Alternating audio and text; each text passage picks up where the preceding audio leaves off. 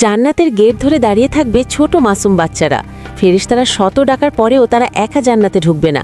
কিন্তু কেন জানেন? কারণটা শুনলে আপনার চোখেও পানি চলে আসবে।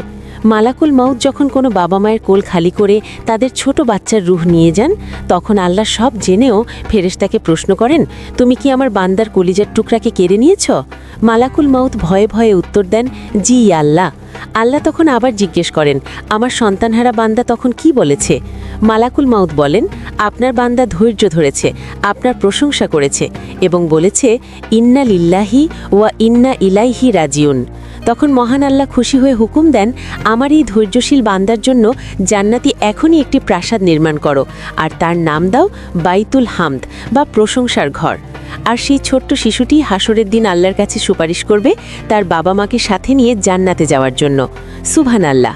আল্লাহ যেন আমাদের সবাইকে নেক সন্তান দান করেন। কমেন্টে আমিন লিখুন। আর ভিডিওটি ভালো লাগলে লাইক দিয়ে সাবস্ক্রাইব করে পাশেই থাকুন।